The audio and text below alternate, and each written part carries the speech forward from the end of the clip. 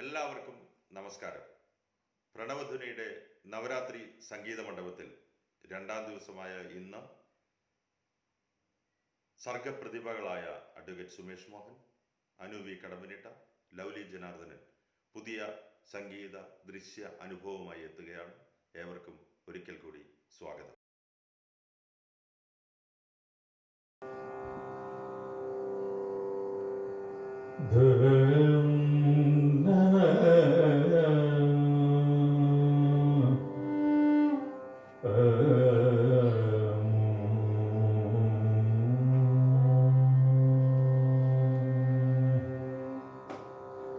കമലവന ചിന്തതീർച്ചവമ്മ കമലവന ചിന്തതീർച്ചവമ്മ കമലവന ചിന്തതീർച്ചവമ്മ കമലവന ചിന്തതീർച്ചവമ്മ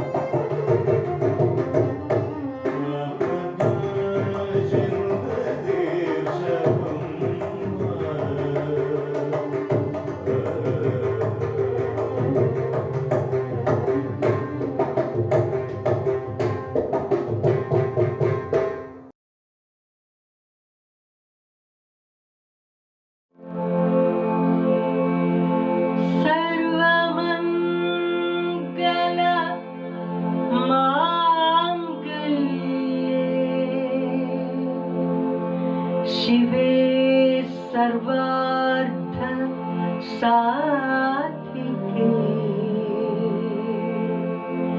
शरण्ये त्र्यंबके देवी नारायणी नमोस्तुते।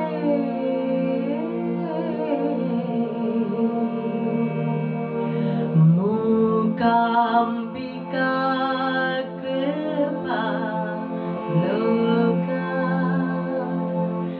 आकांक्षित फलप्रदा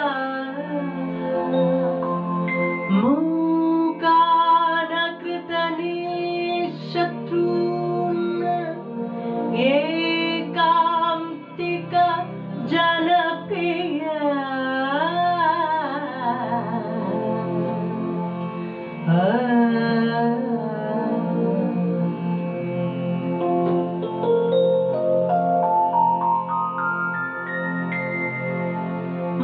महालक्ष्मीये कोल्हापुर निलये महालक्ष्मीये कोल्हापुर निलये महालक्ष्मीये कोल्हापुर निलये महालक्ष्मीये कोल्हापुर निलये निंद महिमेय निंतु ನಾ ಸ್ತುತಿಸಬಲ್ಲ ಮಹಾಲಕ್ಷ್ಮೀ ಕೊಲ್ಹಾಪುರ ನಿಲಯ ನಿಂದ ಮಹಿಮೆಯ ನಿಂತು ನಾ ಸ್ತುತಿಸಬಲ್ಲ ಮಹಾಲಕ್ಷ್ಮೀ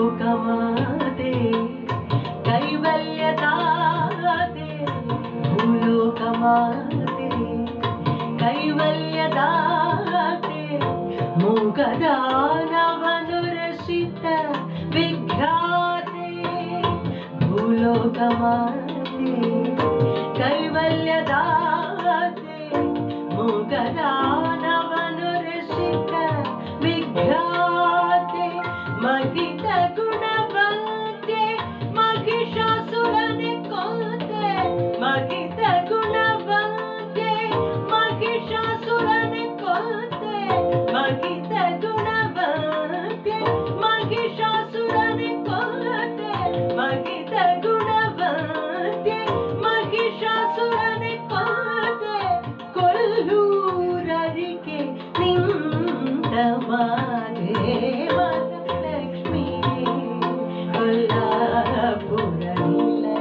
ನಿಂದ ಮಹಿಮೆಯ ನಿಂತು ನಾ ಸ್ತುತಿಸಬಲ್ಲ ಮಹಾಲಕ್ಷ್ಮೀ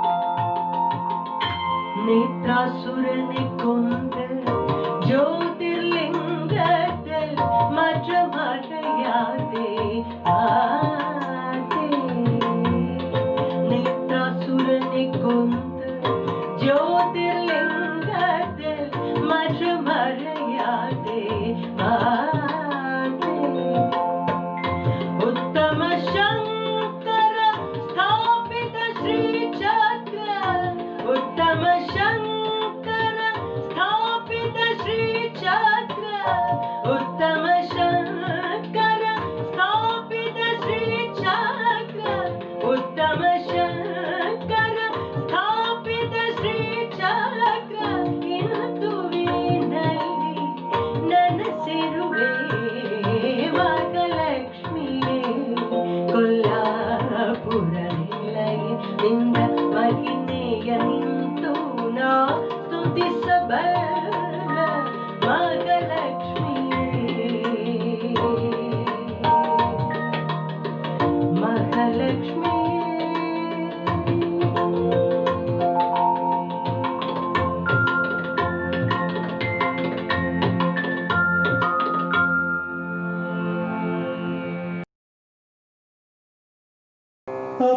अभीष्टवरद श्रीमहागणपते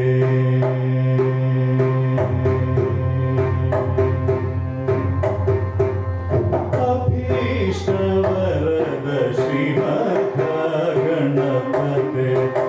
अभीष्टवरद श्रीमहागणपते अभीष्टवरद श्रीमहागणपते आगमवेदात्युदरहितवरे अभीष्टवरद श्रीमहागणपते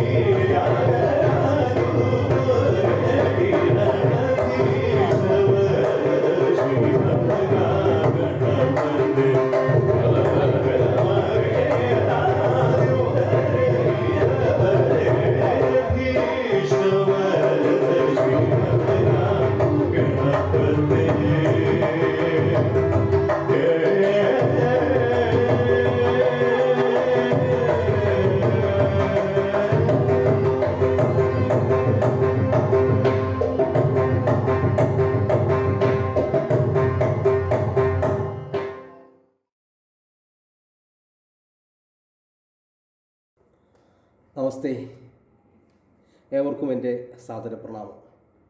നവരാത്രിയുടെ ഈ പുണ്യദിനങ്ങളിൽ ഒന്നിൽ വെച്ച് നിങ്ങളുമായി ദേവി ഉപാസനയെക്കുറിച്ച് അഥവാ ദേവി ഉപാസനയുടെ അടിസ്ഥാന പ്രമാണ ഗ്രന്ഥങ്ങളിലൊന്നായ ശ്രീ ലളിതാ സഹസ്രനാമത്തെക്കുറിച്ച്, ശ്രീ ലളിതാ സഹസ്രനാമത്തിലൂടെ ആവിഷ്കൃതമാകുന്ന ദേവി സാക്ഷാത്കാരത്തെക്കുറിച്ച്, ലളിതാ സഹസ്രനാമത്തിൽ അടങ്ങിയിരിക്കുന്ന ദേവി ഉപാസന സംബന്ധമായ ജ്ഞാന പദ്ധതിയെക്കുറിച്ച്, ഇതിനെക്കുറിച്ചൊക്കെ വളരെ ചുരുങ്ങിയ സമയം നിങ്ങളുമായി സംസാരിക്കുവാൻ ഒരവസരം ലഭിച്ചതിൽ അതിയായ സന്തോഷമുണ്ട്. ആ അവസരം ലഭിച്ചതിന് ലളിതാ പരമേശ്വരിയോട്, ആദിപരാശക്തിയോട് നമുക്ക് ഒരുമിച്ച് നിങ്ങളെങ്ങനെയാണ് ഈ വിഷയം നോക്കിക്കാണുന്നത് ദേവി ഉപാസന എന്ന സമ്പ്രദായത്തെ എത്രമാത്രം ഗൗരവത്തിൽ സ്വീകരിച്ചിട്ടുള്ളവരാണ്. സാധാരണ ക്ഷേത്രദർശനം, ക്ഷേത്രഭക്തി ഇത്യാദി വിഷയങ്ങളിൽ ഒതുങ്ങി നിൽക്കുന്നതിനപ്പുറം ദേവി ഉപാസന എന്ന സംഭവം ഒരു ജ്ഞാന പദ്ധതിയാണ്, ഒരു ജ്ഞാന ആവിഷ്കാരമാണ്, മോക്ഷം എന്ന ഒരു ആത്യന്തിക തലത്തെ ആസ്പദമാക്കിയുള്ള ഒരു സഞ്ചാരമാണ് എന്നൊക്കെ മനസ്സിലാക്കുകയോ അതിനനുസരിച്ച് ചിന്തിക്കുകയോ പ്രവർത്തിക്കുകയോ ഈ മോക്ഷത്തിലേക്ക് എത്താനുള്ള ഒരു ഉപാധിയായി, ദേവിയെ സാക്ഷാത്കരിക്കുന്നതിനുള്ള ഒരു ഉപാധിയായി ലളിതാ സഹസ്രനാമത്തെ ഉപയോഗിക്കാൻ ആഗ്രഹിക്കുന്നവരാണോ എന്നൊന്നും എനിക്ക് വ്യക്തമായൊരു ധാരണയില്ല, അല്ലാതെയാണ് സംസാരിക്കുന്നത്. ഒരു പക്ഷേ നമ്മുടെ ഈ പരിമിതമായ സംസാരത്തിനിടയിൽ അതിനവസാനം ദേവി ഉപാസന ഒരു ജ്ഞാന സംബന്ധമായ പ്രക്രിയയാണ്, കേവല ഭക്തിയിൽ ഒതുങ്ങുന്നതല്ല, പ്രകടന ഭക്തിയിൽ ഒതുങ്ങുന്നതല്ല, അന്തർഗതമായ ഒരു ആത്മസാക്ഷാത്കാരത്തിൻ്റെ മാർഗമാണ് ദേവി ഉപാസന. അത് ഒരു ജീവൻ്റെ പരിപൂർണതയെ തേടിയുള്ള യാത്രയാണ് എന്നൊരു സത്യം മനസ്സിലാക്കുകയോ ആ സത്യം മനസ്സിലാക്കുവാനുള്ളൊരു പ്രേരണയെങ്കിലും നിങ്ങൾക്ക് ലഭിച്ചാൽ ഞാൻ കൃതാർത്ഥനാണ്. അങ്ങനെ ലഭിക്കാൻ ഇടവരട്ടെ എന്ന് ഞാൻ പ്രാർത്ഥിക്കുന്നു. ആ ഒരു പ്രാർത്ഥന നിങ്ങളും കൈക്കൊള്ളണമെന്ന് ഞാൻ അഭ്യർത്ഥിക്കുകയാണ്. കാരണം ഇത്തരത്തിലുള്ള പ്രാർത്ഥനകൾ വിഫലമാകാറില്ല. ഈ പ്രാർത്ഥനകളൊക്കെ നമ്മുടെ അന്ധഃകരണത്തോടാണ്, ബിംബത്തോടാണ്, ഉപാധികളോടാണ് നാം പ്രാർത്ഥിക്കുന്നതെങ്കിലും യഥാർത്ഥത്തിൽ ആ പ്രാർത്ഥന ശ്രവിക്കുന്നത് അന്ധഃകരണമാണ്. നമുക്കുള്ളിൽ അന്തർയാമിയായൊരു ഭഗവാൻ വസിക്കുന്നുണ്ട്. ഹൃദയാകാശം ഒരു ദഹരാകാശമാണ്. ആ ദഹരാകാശത്തിൽ അന്തർയാമിയായൊരു ഭഗവാനുണ്ട്, അല്ലെങ്കിൽ ഭഗവതിയുണ്ട് എന്നൊരു സങ്കല്പമുണ്ട്. നമ്മുടെ ഓരോ ജൽപ്പനങ്ങളും, ഓരോ മർമ്മരങ്ങളും, ഓരോ പ്രാർത്ഥനയും യഥാർത്ഥത്തിൽ ശ്രവിക്കുന്നതും ആ പ്രാർത്ഥനകൾക്കെല്ലാം ഫലം നൽകുന്നതും അന്തർയാമിയായ ഭഗവാനാണ്. പുറത്തല്ല ഈശ്വരൻ. ഈശ്വരൻ അകത്ത് തന്നെയാണ്. ആ അകത്തേക്കുള്ള ഈശ്വരനിലേക്ക് തുറക്കുന്ന ചില വാതിലുകളാണ്, ചില പ്രവേശന ദ്വാരങ്ങളാണ് ഇത്തരത്തിലുള്ള ജ്ഞാനസംബന്ധിയായ ഉപാധികൾ. ആ ഉപാധിയിലൂടെ സഞ്ചരിക്കുമ്പോൾ അന്തർയാമിയായ ഭഗവാനിലേക്ക്, ഭഗവതിയിലേക്കുള്ള വാതിലുകൾ തുറന്നു കിട്ടട്ടെ. മേൽക്കുമേൽ ഇത്തരം ജ്ഞാനസംബന്ധമായ വാക്കുകൾ ശ്രവിക്കാൻ നിങ്ങൾക്ക് അവസരം ഉണ്ടാകട്ടെ. ആ പ്രാർത്ഥന ഇപ്പോഴേ മനസ്സിൽ കുരുത്തു വെക്കുക.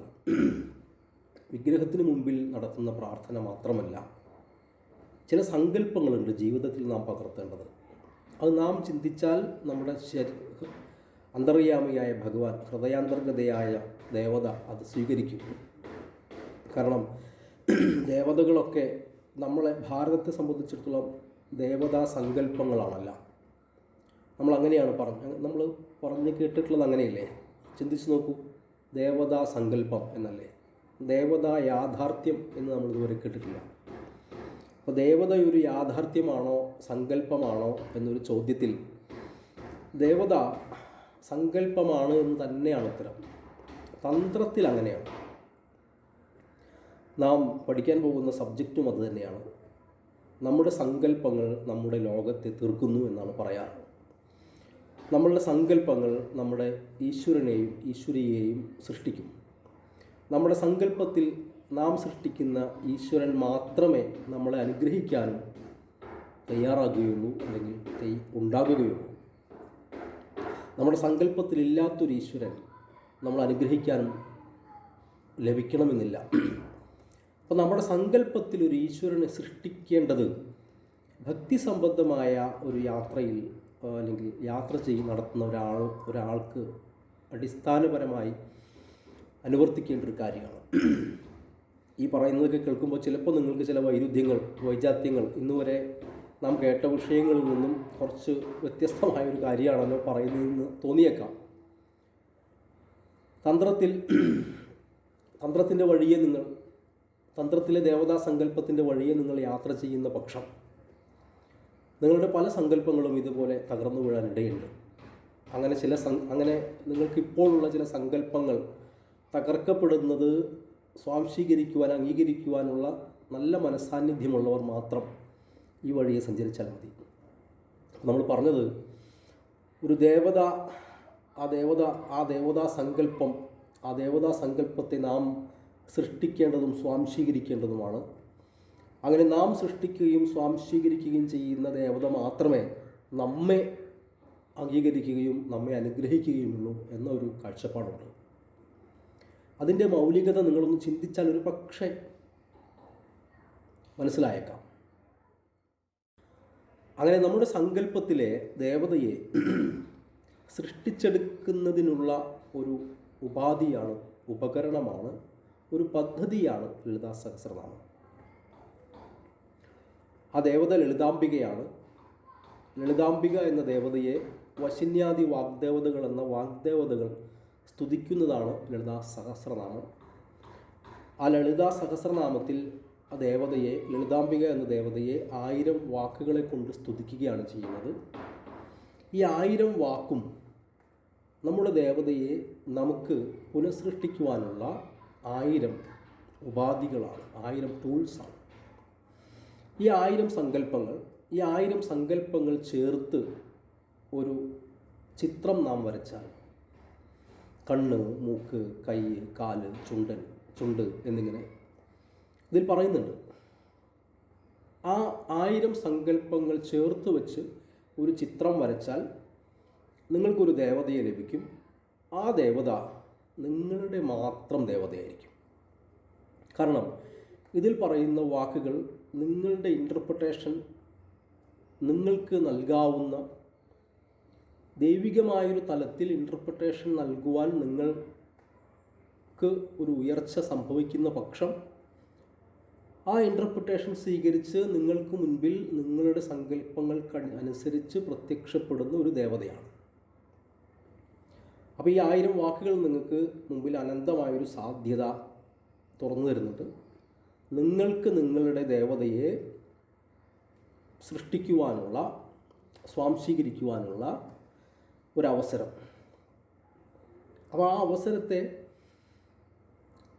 കണ്ണും കാതും തുറന്നു വെച്ച് സ്വീകരിക്കുക. ഒരു മുൻവിധികളുമില്ലാതെ സ്വീകരിക്കുക. അനേക ജപത്തിലൂടെ, ഒരുപക്ഷേ 1000, ഒരുപക്ഷേ 1,00,000, ഒരുപക്ഷേ കോടി, എത്രയോ ജപങ്ങളിലൂടെ നിങ്ങളുടെ മനസ്സ് പരിപക്വമാകുമ്പോൾ ഈ സങ്കല്പങ്ങൾ ചേർത്ത് വെച്ച ഒരു ഭഗവതിയെ നിങ്ങൾക്ക് സ്വന്തമാക്കാനാകും. അതിൻ്റെ ഒരു സൗന്ദര്യം അനുപമമാണ്. ഓരോ ജപത്തിലൂടെയും നിങ്ങളുടെ ദേവത പരിക്രമിച്ച് നിങ്ങളുടെ മനസ്സിൽ ഒരു സ്ഥാനം നേടിയെടുത്ത് ആ ദേവത നിങ്ങളുടെ ജപത്തിനൊപ്പം വളർന്ന്, ജപത്തിനൊപ്പം പുഷ്ടിപ്പെട്ട്, നിങ്ങളിൽ നിറഞ്ഞ് നിങ്ങളെ സമ്പൂർണ്ണമാക്കുന്ന ഒരനുഭവം. അതാണ് ലളിതാ സഹസ്രനാമത്തിൻ്റെ ധന്യതയും തന്ത്രത്തിൻ്റെ സവിശേഷതയും ധന്യതയുമെല്ലാം. ഇത്രയും പറഞ്ഞതിനിടയ്ക്ക് ഞാൻ 2, 3 തവണ, 4, 5 തവണ തന്ത്രം എന്ന വാക്ക് ഉച്ചരിച്ചിട്ടുണ്ടാകാം. തന്ത്രം എന്നത് ഭാരതത്തിലെ ഒരു വൈജ്ഞാനിക പദ്ധതിയാണ്. വേദത്തിന് സമാന്തരമായി, വേദത്താൽ സ്വാംശീകരിക്കപ്പെട്ട് ഉയർന്നു വന്ന ഒരു ദേവതാവിഷ്കാര ജ്ഞാന പദ്ധതിയാണ് തന്ത്രം. സമാനതകളും വൈജാത്യങ്ങളുമുണ്ട്. 2 സമാന്തരമായ രേഖകൾ പോലെ ഭാരതത്തിൽ വളർച്ച പ്രാപിച്ചിട്ടുള്ളതാണ്. 2നും അടിസ്ഥാന പ്രമാണ ഗ്രന്ഥങ്ങളുണ്ട്. തന്ത്രത്തിനും ശ്രുതി പ്രമാണം, വേദത്തിൻ്റെ പ്രമാണം തന്ത്രത്തിനും ബാധകമാണ്. ഒരളവിൽ വേദസൂക്തങ്ങളിൽ പലയിടത്തായി ഒളിഞ്ഞുകിടക്കുന്ന മാതൃസങ്കല്പം, മാതൃദേവത അല്ലെങ്കിൽ മാതൃസങ്കല്പത്തെ ആസ്പദമാക്കുന്ന സൂക്തങ്ങളെ പലയിടത്തു നിന്നായി ശേഖരിച്ച് ആ മാതൃസങ്കല്പത്തെ അടിസ്ഥാനമാക്കി രൂപപ്പെടുത്തിയിട്ടുള്ള ഒരു ജ്ഞാന പദ്ധതിയാണ് തന്ത്രം. അത്രയും മനസ്സിലാക്കുക. അതിൻ്റെ ഉയർന്ന തലങ്ങൾ നമുക്ക് പ്രാപ്യമാകട്ടെ എന്ന് പ്രാർത്ഥിക്കാം.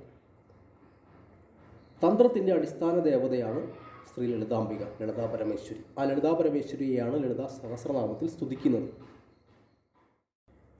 ഈ സ്തുതിയുടെ പഠനത്തിലൂടെ, മനനത്തിലൂടെ ഈ ദേവതയെക്കുറിച്ചൊരു സങ്കല്പ പൂർത്തീകരണം സാധ്യമാകുന്ന രീതിയിലാണ് ഈ സ്തുതികൾ ചിട്ടപ്പെടുത്തിയിരിക്കുന്നത്. തന്ത്രം എന്ന വാക്കിന് തനേന വിസ്താര്യതേ ഇതി തന്ത്ര എന്നൊരു നിർവചനമുണ്ട്. അത് തനു എന്ന ധാതുവിൽ നിന്നും ഉത്ഭവിച്ചിട്ടുള്ളതാണ് തന്ത്രം എന്ന വാക്ക്. തന്ത്രത്തിൻ്റെ തദ്ഭവം തനു എന്ന വാക്കാണ്. തനു എന്നത് ശരീരം എന്നാണ് തനു എന്ന വാക്കിൻ്റെ അർത്ഥം. അപ്പോൾ ശരീരത്തിനകത്തെ എന്തോ ഒന്നിൽ അഥവാ ശരീരത്തെ അല്ലെങ്കിൽ ശരീരത്തിനകത്തെ എന്തോ ഒന്നിനെ വിസ്താര്യതേ ഇതി വിസ്തരിപ്പിക്കുന്നത്, ദീർഘിപ്പിക്കുന്നതാണ് തന്ത്രം എന്നാണ്. ഇപ്പോൾ ശരീരത്തെ നമുക്ക് ദീർഘിപ്പിക്കുന്നതിന് പരിമിതികളുണ്ട്.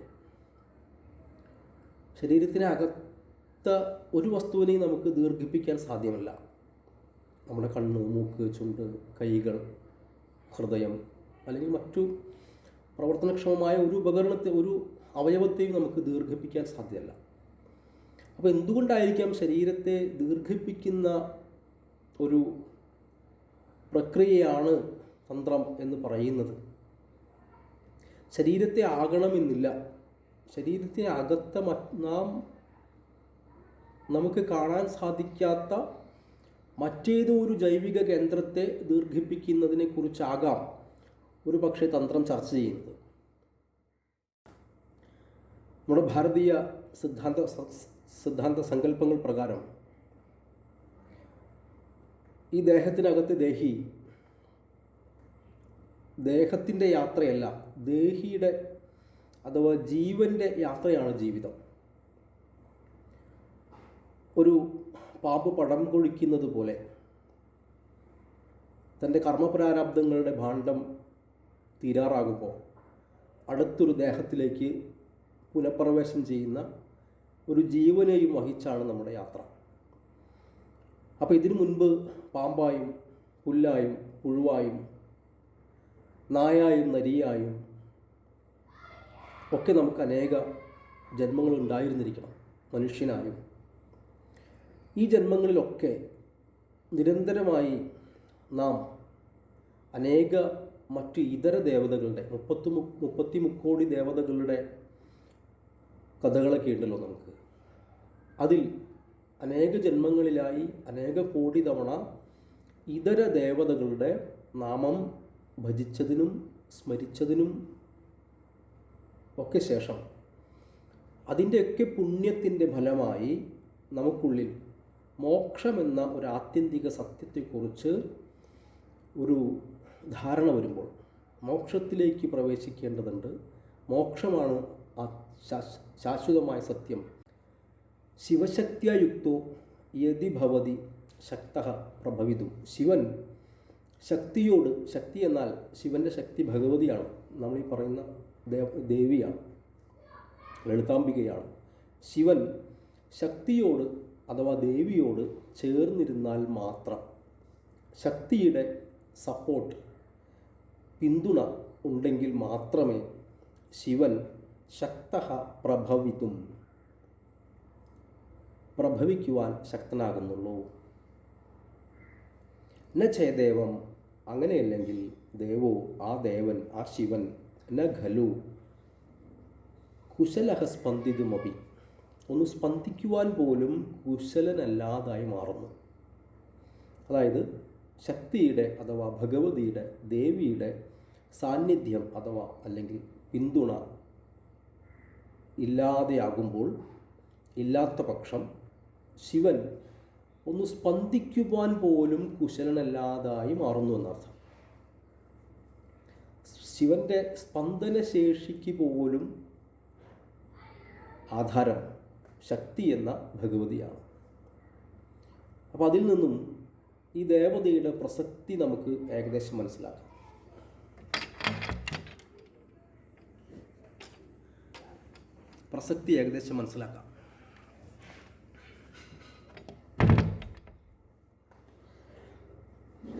അതായത് ശിവൻ എന്ന് പറയുന്നത് ഈ പ്രപഞ്ചത്തിൻ്റെ സൃഷ്ടിസ്ഥിതി സംഹാരത്തിന് ആധാരമായ പ്രഭവശക്തി. ബോധമെന്ന് കാശ്മീരി ശൈവിഷ്യത്തിലൊക്കെ തന്നെ വിശേഷിപ്പിക്കുന്ന ഈ പ്രപഞ്ച നിർമ്മാണ വസ്തുവാണ് ശിവൻ.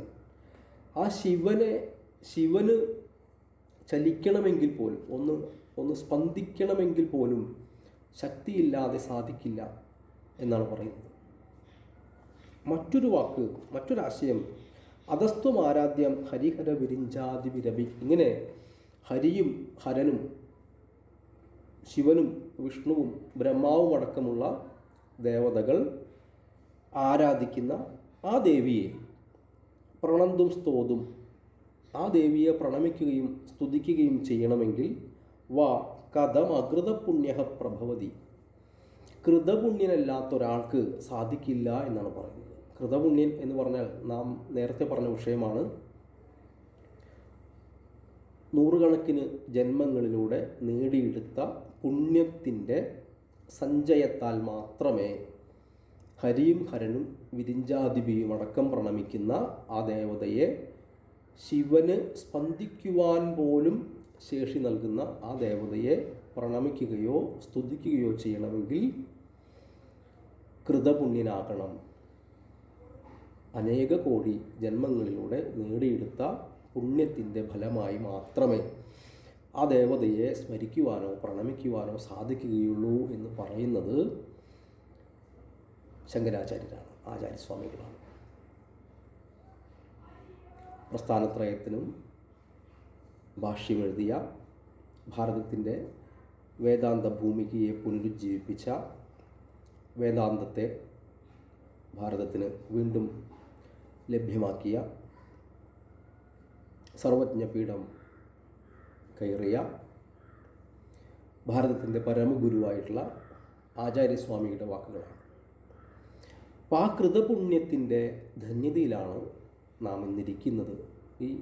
ഈ വിഷയത്തിൻ്റെ പ്രസക്തി സൂചിപ്പിക്കുവാനും ഇതിനെ ഗൗരവമായി എടുക്കണമെന്ന് ആർക്കെങ്കിലും ഒരാൾക്ക്, ഈ കേൾക്കുന്നതിൽ ഒരാൾക്കെങ്കിലും തോന്നണമേ ഭഗവതി എന്നുള്ള ഒരു ആത്മാർത്ഥമായ ആഗ്രഹം മനസ്സിലുള്ളതുകൊണ്ടുമാണ് ഇത്രയും പറഞ്ഞത്. ഈ വിഷയത്തിൻ്റെ ഗൗരവം അസാധാരണമായൊരു പന്ഥാവിലാണ് നാം വന്നിരിക്കുന്നത്.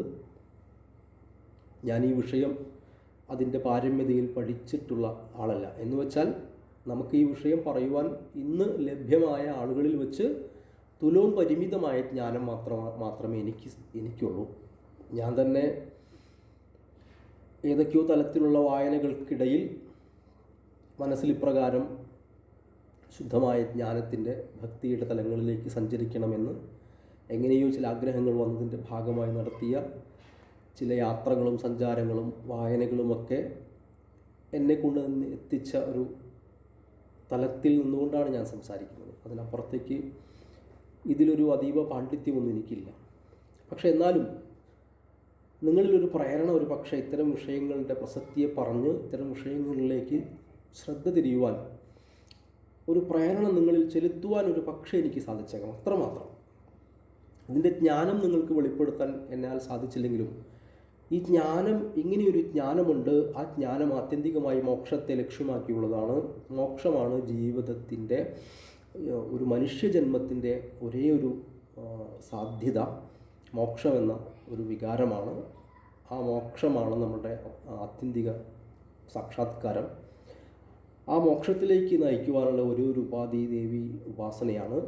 ആ ഉപാസന ഒരു വലിയ ജ്ഞാനപന്ഥാവാണ്.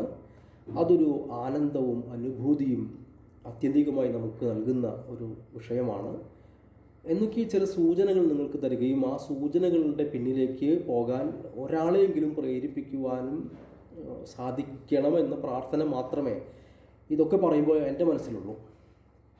അങ്ങനെ സംഭവിക്കട്ടെ, സാധിക്കട്ടെ എന്ന് പ്രാർത്ഥിച്ചുകൊണ്ട് നമുക്ക് വിഷയത്തിലേക്ക് പ്രവേശിക്കാം. ലളിതാ സഹസ്രനാമത്തിൻ്റെ എനിക്ക് എന്നോട് ഏകദേശം 1 മണിക്കൂർ സാധിക്കുമെങ്കിൽ സംസാരിക്കണമെന്നാണ് പറഞ്ഞിട്ടുള്ളത്. ആ 1 മണിക്കൂറിലേക്ക് നമ്മൾ അടുത്തുകൊണ്ടിരിക്കുകയാണ്. ആ 1 മണിക്കൂർ കൊണ്ട് പറയാൻ സാധിക്കുന്ന ഒരു വിഷയമല്ല അത്. എന്നാലും ലളിതാ സഹസ്രനാമത്തിൻ്റെ ഏതാനും ആദ്യത്തെ ഈ 1000 വാക്കുകളിൽ 1 മുതൽ ഏകദേശം 8 9 വരെയുള്ള നാമങ്ങൾ, ആ നാമങ്ങളുടെ പരിമിതമായ ഒരു പര്യാലോചന സാധിക്കുന്ന വിധത്തിൽ നടത്താം. അങ്ങനെ നടത്തുന്നതിനിടയ്ക്ക് ഒരു പക്ഷേ ചില പുതിയ ആശയങ്ങൾ ഭക്തിയെക്കുറിച്ച് ഒക്കെ നിങ്ങൾക്ക് ലഭിച്ചേക്കാം. കാരണം നാം ഭക്തി എന്നത് ഒരു അനിതര സാധാരണമായ ഒരു വിഷയമായി മാറിയിരിക്കുകയാണ് ഇന്ന്. ഏവർക്കും പ്രാപ്യമാണ്. നാം ഭക്തിയുടെ ഒരു ലോകത്താണ് ഇന്ന് ജീവിക്കുന്നത്. അല്ലെങ്കിൽ നാം ഭക്തരാണ് എന്ന് സ്വയം വിചാരിക്കുന്ന രീതിയിലുള്ള ചില പ്രകടനപരമായ പ്രവൃത്തികളുടെ ലോകത്താണ് നാം ജീവിക്കുന്നത്. നിരന്തരമായ ചില പാരായണങ്ങൾ, നാമജപങ്ങൾ, ക്ഷേത്ര ദർശനങ്ങൾ, ഭക്തി വിചാരങ്ങൾ, ജ്ഞാന സദസ്സുകൾ, സപ്താഹ വേദികൾ, ഗുരുക്കന്മാരുമായുള്ള സമ്പർക്കം, ആത്മീയ പ്രവർത്തകരുമായിട്ടുള്ള സമ്പർക്കം, ഇതൊക്കെ ദുർലഭമല്ലാത്തൊരു കാലമാണെന്ന് നമുക്ക് ഏവർക്കും പ്രാപ്യമായ കാലമാണ്. പക്ഷേ നമ്മുടെ ഈ ഭക്തിദ്യോതകമായ ഈ പ്രവൃത്തികളൊക്കെ ആത്യന്തികമായി ഭക്തിയുടെ നിർവചനത്തിൻ്റെ ശ്രേണിയിൽ പെടുന്നതാണോ എന്ന ഒരു ചിന്ത, ഒരു പുനരാലോചന നാം നടത്തിയിട്ടുണ്ടോ എന്നെനിക്കറിയില്ല. നിങ്ങൾ നടത്താറുണ്ടോ, നടത്താൻ ആഗ്രഹിക്കുന്നുണ്ടോ എന്നെനിക്കറിയില്ല. ഭക്തിയുടെ നിർവചനത്തിൽ അല്ലെങ്കിൽ ഭക്തിയാൽ നമുക്ക് ലഭിക്കേണ്ട ആത്യന്തിക ഗുണങ്ങൾ സിദ്ധിക്കാൻ ഇടയുള്ള രീതിയിലാണോ ഭക്തിയിൽ പ്രവർത്തിക്കുമ്പോൾ നമ്മുടെ മനസ്സെത്തി നിൽക്കുന്നത് എന്ന ഒരു ചോദ്യമുണ്ട്. ഭക്തിരാത്മാനുസന്ധാനം എന്ന ഒരു നിർവചനത്തെ അടിസ്ഥാനമാക്കിയാണ് ഞാൻ പറയുന്നത്. ഭക്തി ആത്മാവിനെ അനുസന്ധാനം ചെയ്യുന്നതാണ് എന്ന ഒരു വാദമുണ്ട്. അപ്പോൾ നിങ്ങളുടെ ആത്മാവിനെ അനുസന്ധാനം ചെയ്യുക എന്ന് വെച്ചാൽ കൂടെ യാത്ര ചെയ്യുക എന്നാണ്. അപ്പോൾ കൂടെ യാത്ര ചെയ്യണമെങ്കിൽ കൂടെ ചേർത്ത് പിടിക്കാൻ കഴിയണം. നമുക്ക് ആദ്യം പരിചയപ്പെടണം, നാം ആദ്യം പരിചയപ്പെടണം. അപ്പോൾ ആത്മാവിൻ്റെ മുഖം ദർശിക്കാനാകുന്ന വിധത്തിലാണോ നിങ്ങളുടെ ഭക്തി എന്ന ഇപ്പോഴത്തെ ആത്മാവിഷ്കാരം എന്ന് ചിന്തിക്കുന്നത് നന്നായിരിക്കും. ഒരു പക്ഷേ നമ്മുടെ പല പ്രവൃത്തികളും ഇന്ന് ആത്മാനുസന്ധാനത്തിന് പ്രേരിപ്പിക്കുന്ന രീതിയിലല്ല എന്ന് തിരിച്ചറിയാൻ സാധിച്ചാൽ, അങ്ങനെയാണെങ്കിൽ നല്ലത്. ആത്മാനുസന്ധാനത്തിൻ്റെ മാർഗത്തിലാണ് നിങ്ങളുടെ ഭക്തിയെങ്കിൽ പൂർണ്ണ പ്രണാമം. പക്ഷെ പലപ്പോഴും അങ്ങനെയല്ല. പ്രകടനപരതയുടെ ലോകങ്ങളിൽ ഭക്തിയെ സൃഷ്ടിക്കുന്നവരാണ് നാം. ഭക്തി നമ്മൾക്കുള്ളിൽ സ്വമേധയാ സംജാതമാകേണ്ട ഒരു വികാരമാണ്, ഒരു അവസ്ഥയാണ്, ഒരു അനുകമ്പയാണ്, അനുഭൂതിയാണ്. ഈ ലോകത്തോട് തോന്നേണ്ട ഒരു അനുകമ്പയും അനുഭൂതിയുമാണ് ഭക്തിയുടെ അടിസ്ഥാനം. ഈ സർവ്വചരാചരങ്ങളും, ഈ ലോകത്തെ സർവ്വചരാചരങ്ങളും, ഞാനടക്കമുള്ള ഈ ലോകത്തെ സർവ്വചരാചരങ്ങളും ഏകമാണ് എന്ന ഒരു ചിന്ത, ഒന്നും എന്നിൽ നിന്ന് അന്യമല്ല എന്നൊരു ചിന്ത, ആ ചിന്ത നിങ്ങളിൽ സൃഷ്ടിക്കേണ്ട ഒരു അനുകമ്പയും അത് ഉണർത്തേണ്ട അനുഭൂതിയും അത് നൽകുന്ന അനുഭവങ്ങളുമാണ് ഭക്തി. ആ തലത്തിൽ നിൽക്കുമ്പോഴാണ് ഭക്തിരാത്മാനുസന്ധാനം, ആത്മാവിനെ നിങ്ങൾ തിരിച്ചറിയുന്നതാണ്, ആത്മാവിനെ ആത്മാവാൽ അറിഞ്ഞുകൊണ്ട് ജീവിക്കുന്നതാണ് ഭക്തി എന്ന ആ നിർവചനത്തിൻ്റെ ശ്രേണിയിലേക്ക് നിങ്ങളുടെ പ്രവൃത്തികളും പ്രകടനങ്ങളും വളരുക. അങ്ങനെ സംഭവിക്കുന്നുണ്ടോ എന്ന് ചോദിച്ചാൽ നാം ഓരോരുത്തരും സ്വയം നമ്മളോട് ചോദിക്കേണ്ട ചോദ്യമാണ്. വളരെ ലളിതമായ ചോദ്യമാണ്, പക്ഷേ മഹത്തായൊരു ഉത്തരം നിങ്ങൾക്ക് ലഭിക്കുന്നൊരു ചോദ്യമാണ്. അങ്ങനെ ആണെങ്കിൽ നല്ലത്, ഒന്നും കൂടെ അതിനെ ഭംഗിയാക്കുക. അങ്ങനെ അല്ലെങ്കിൽ കപടമായൊരു ലോകത്ത് ജീവിക്കുന്നതിൽ നിന്നും മാറി നിൽക്കുക. ഭക്തി വേണ്ടാന്ന് വയ്ക്കുക, ഒഴിവാക്കുക. ഭക്തനാണെങ്കിൽ ആത്മാനുസന്ധാനപരനായ ഭക്തനാകുക. പ്രകടനപരത നാം നമ്മെ തന്നെ വഞ്ചിക്കുന്നതിനും പ്രജ്ഞാപരാധമെന്ന ദോഷത്തിന് ഹേതുവാകുന്നതും വീണ്ടും വീണ്ടും പുല്ലായും പൂവായും പുഴുവായും നായായും നരിയായും നാം ഈ ജീവൻ്റെ യാത്ര നിരവധി ശരീരങ്ങളിലൂടെ കൊണ്ടുപോകുന്നതിനും കാരണമാകുക മാത്രമേ ഉള്ളൂ. ഇത്രയും പറഞ്ഞത് നമ്മെ തിരിച്ചറിയേണ്ടതുണ്ട് എന്നൊരു സന്ദേശം പറയുന്നതിനാണ്. അങ്ങനെ നമ്മെ തിരിച്ചറിയുന്നതിന് നാം ഒരുപാട് പൊളിച്ചെഴുത്തുകൾക്ക് വിധേയനാകേണ്ടി വരും. അതിനൊരവസരമാണ് ദേവീയോപാസന. ആത്മാസന്ധാനത്തിന് ഉള്ള ഏറ്റവും ഫലപ്രദമായ ഒരു സ്പിരിച്വൽ സയൻസാണ് തന്ത്രം, ദേവീയോപാസന. അതിൻ്റെ സൈദ്ധാന്തിക തലത്തിൽ പരിചയപ്പെടുമ്പോൾ മാത്രമേ നമുക്കത് മനസ്സിലാകുകയുള്ളൂ. ആ സൈദ്ധാന്തിക തലത്തിലേക്ക് പോകുവാനുള്ള ഒരു സമയമോ സാഹചര്യമോ ഇപ്പോഴില്ല. ഞാൻ ആദ്യമേ പറഞ്ഞു, പ്രാരംഭമായി ചില വാക്കുകൾ നിങ്ങളുടെ മനസ്സിലേക്ക് ചില തീക്കൊള്ളികൾ ഉരച്ചിടാൻ മാത്രമേ ഞാൻ ശ്രമിക്കുന്നുള്ളൂ. അതിൻ്റെ പിന്നിലൂടെ പോകേണ്ടത് നിങ്ങളുടെ കർത്തവ്യമാണെന്ന് മനസ്സിലാക്കുവാനുള്ള ചില വാക്കുകൾ മാത്രമേ പറയുന്നുള്ളൂ. നമുക്ക് നാമത്തിലേക്ക് കിടക്കാം. ലളിതാ സഹസ്രനാമത്തിലെ ഏതാനും ചില പ്രാരംഭ നാമങ്ങളിലൂടെ അതിൻ്റെ ഒരു താല്പര്യം മനസ്സിലാക്കാൻ ശ്രമിക്കാം. നമ്മളിത് ജപിക്കുന്നതായിരിക്കാം, പലപ്പോഴും നിത്യേന ജപിക്കുന്നവരാകാം, ഒരിക്കലെങ്കിലും കേൾക്കാത്തവരുണ്ടായെന്ന് വരില്ല.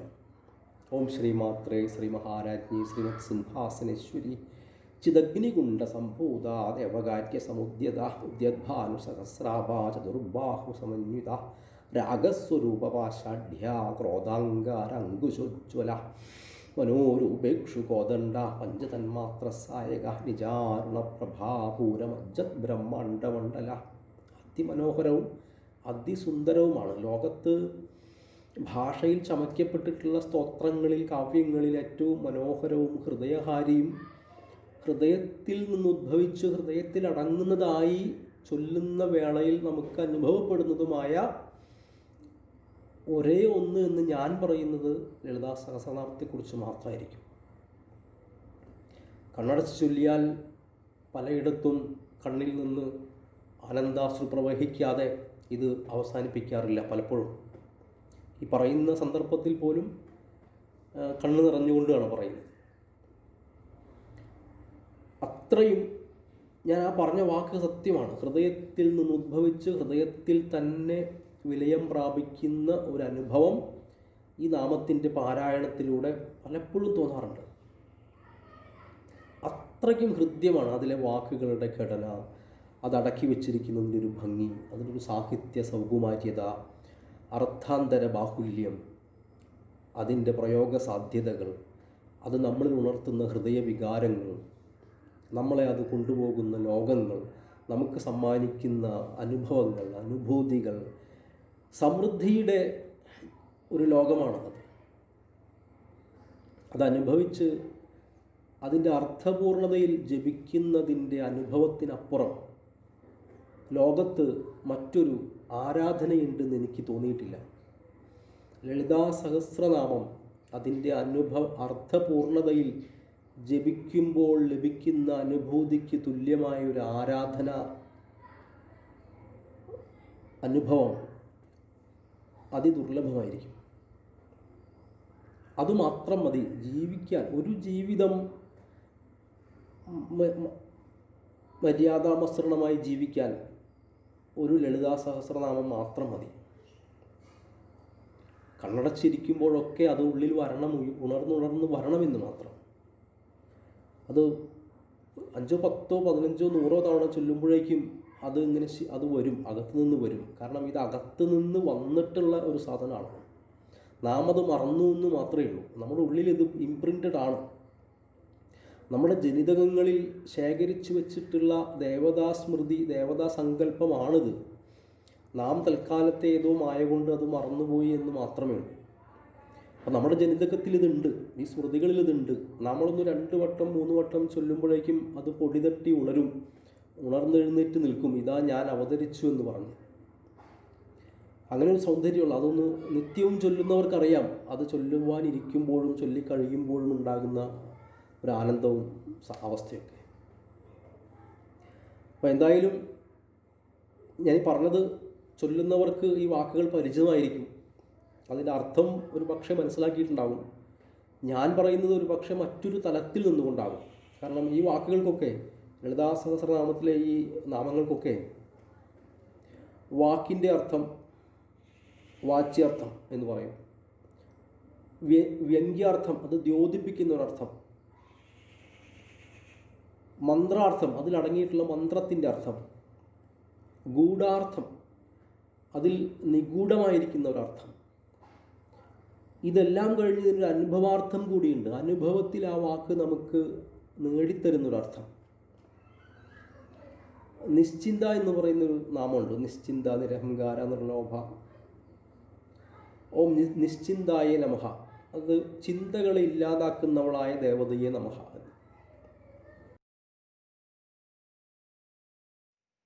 പ്രിയപ്പെട്ടവരെ, ഇന്നത്തെ കാഴ്ചകൾ നിങ്ങൾക്ക് ഇഷ്ടമായെന്ന് കരുതുന്നു.